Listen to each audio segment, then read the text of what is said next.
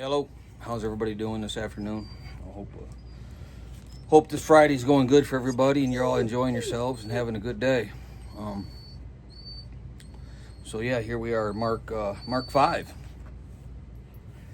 So I'll read this to you. They went across the lake to the region of the Gerasens.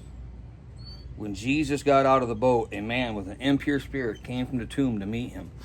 This man lived in the tombs, and no one could bind him anymore, not even with a chain. For he had often been chained hand and foot, but he tore the chains apart and broke the irons on his feet. No one was strong enough to subdue him.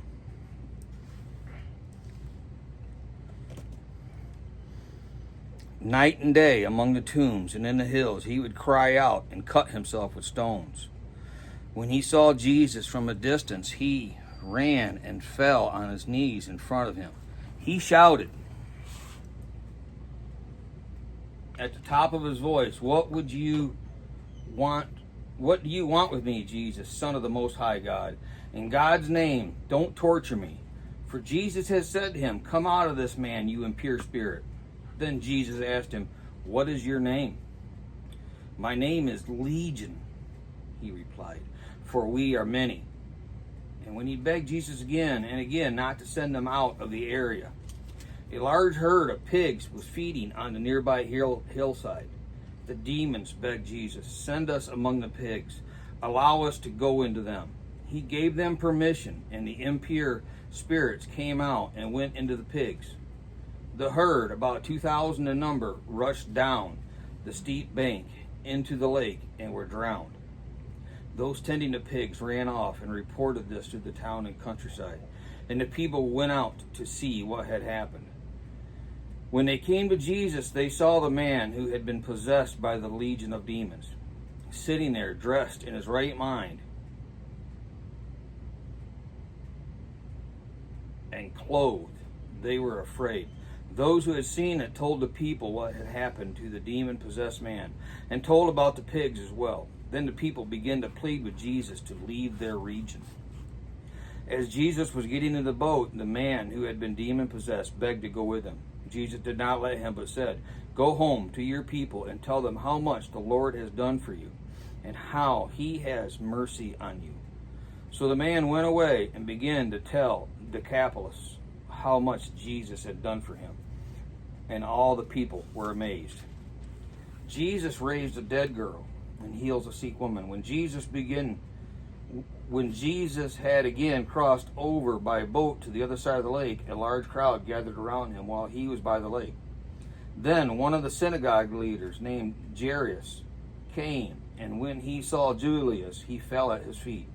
He pleaded earnestly with him, "My little daughter is dying. Please come and put your hands on her, so that she will be healed and live." So Jesus went with him. A large crowd followed and pressed around him. And a woman was there who had been subject to bleeding for 12 years. She had suffered a great deal under the care of many doctors, and had spent all that she had. Yet instead of getting better, she grew worse. When she heard about Jesus, she came up behind him in the crowd and touched his cloak, because she thought, "If I just touch his clothes, I will be healed." Immediately her bleeding stopped, and she felt in her body that she was freed from her suffering. At once Jesus realized that power had gone out from him. He turned around in the crowd and asked, "Who touched my clothes?" "You see the people crowding against you," his disciple answered, "and yet you ask, 'Who touched me?'" But Jesus kept looking around to see who had done it. Then the woman, knowing what had happened to her, came and fell at his feet, and, trembling with fear, told him the whole truth. He said, "Daughter, your faith has healed you. Go in peace and be freed from your suffering." While Jesus was still speaking, some people came from the house of Jairus and the synagogue leader. "Your daughter is dead," they said. "Why bother the teacher anymore?" Overhearing what they said, Jesus told him, "Don't be afraid, just believe." He did not let anyone follow him except Peter, James, and John, the brother of James. When they came to the home of the synagogue leader, Jesus saw a commotion with people crying and wailing loudly. He went in and said to them, "Why all this commotion and wailing? The child is not dead, but asleep." But they laughed at him. After he put them all out, he took the child's father and mother and the disciples who were with him and went in where the child was. He took her by her hand and said to her, "Talitha Kumi," which means, "Little girl, I say to you, get up." Immediately the girl stood up and began to walk around. She was only 12 years old. At this, they were completely astonished. He gave strict orders not to let anyone know about this and told them to give her something to eat. So, 3 miracles right here. He lands on this shore of this town. And after crossing the lake and asking them why they didn't have faith in him. And, so they land on this lake in a region of Gerasenes. He gets out of the boat and a crazy man, comes running down to the shore. Now this man's crazy. Wild looking. Just a mess. I mean, literally just a mess. Probably not clothed. Probably just screaming and scrawny and dirty and hair's matted. And he comes running right up to Jesus. And night and day, this man would just live out there in this tomb. And he would cry out, cut himself with stones. So he runs up to Jesus and he falls on his knees. And he shouted at the top of his voice, "What do you want with me, Jesus, Son of the Most High God? In God's name, don't torture me." This man's living a tortured life, and he recognizes who Jesus is. From a distance, he knows who Jesus is. From way up high in these tombs down to the shore, he knows these demons recognize Jesus. Recognize him.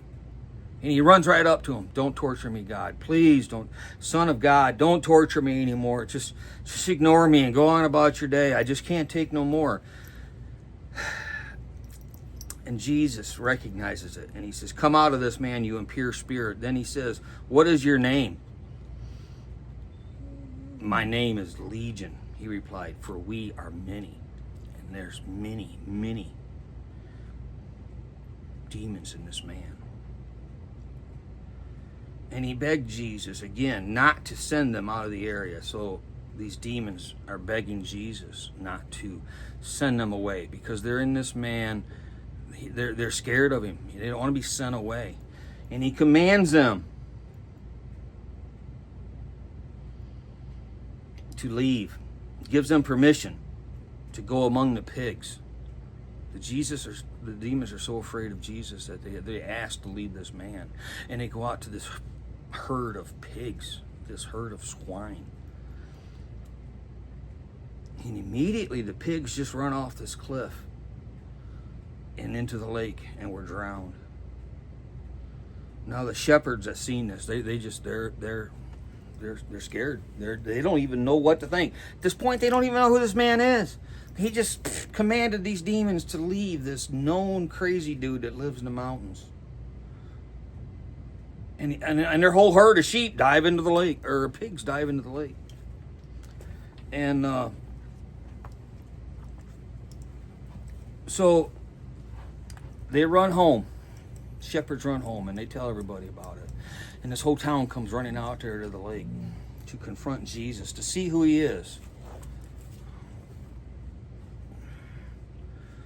And this whole town, they're scared of him. They don't know who he is. They don't know anything yet. They're just scared of him. They just beg him to leave them alone, please. Leave them alone. Don't hurt them. And they're scared to death. So Jesus is getting in a boat, and this dude comes up. "Hey, can I go with you? Please let me go with you." And Jesus says, "No, you stay here and you tell people about me. You spread my name. You tell people about me." And the people were all amazed. So Jesus goes across the lake again.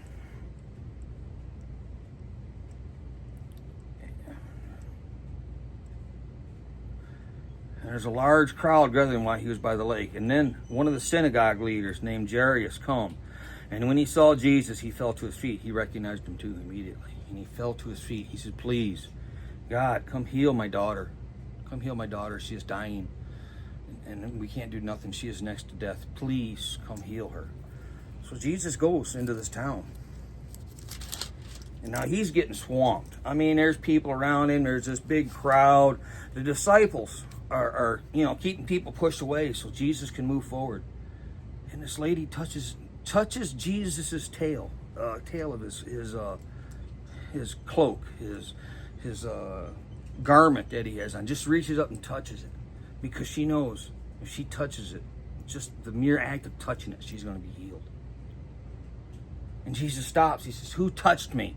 Now his disciples are like, "What do you mean, man? There's their comment states that how can you know that someone touched you with this going on?" But Jesus felt the power go out of him. He felt these things.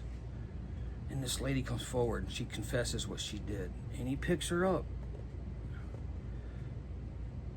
"Daughter, your faith has healed you. Go in peace and be freed from your suffering." So Jesus isn't mad. He just wants to tell her that her faith has healed her, that she can just go back to her life and praise Jesus. So all this clamoring is going on. And these people come out of this house.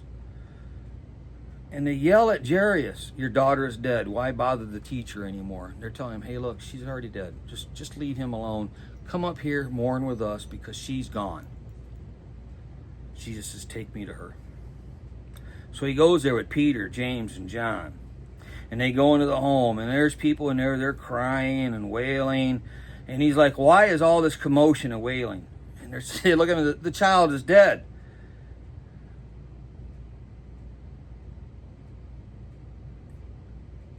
And he's like, "No, she's just asleep." And they laughed at him. They laughed at him.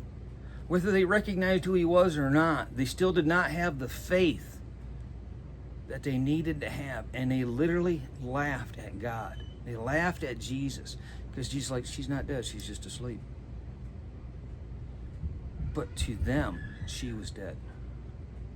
So at this point, Jesus goes into the room. He sends all these people in. He goes in the room with Mother and Father, Peter, James, and John.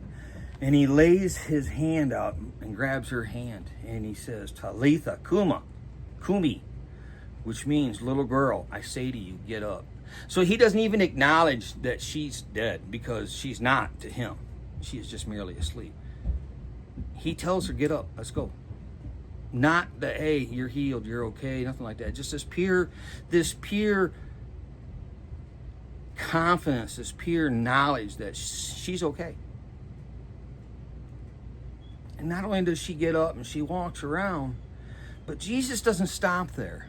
Think about this next section right here. And this tells me how much love that Jesus has for his people, has for you and I. How much love that he has for us. And I say this and I get all tingly. Because he just brung her back to life. Okay? He just raised her from the dead. She knows this.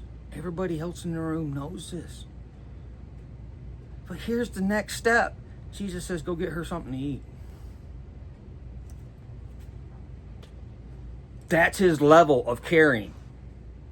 That tells you he is not stopping where he's done this miracle for you. He's going to carry on and make sure that you're taken care of.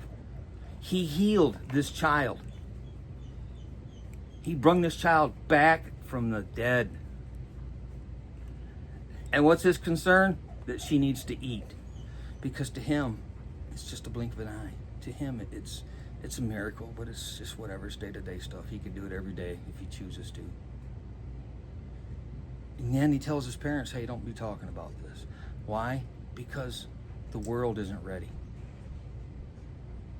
The world isn't ready. He is already getting bombarded and swamped and pressed around. All these things are going on. He can't even rest. He has to go onto an island to rest.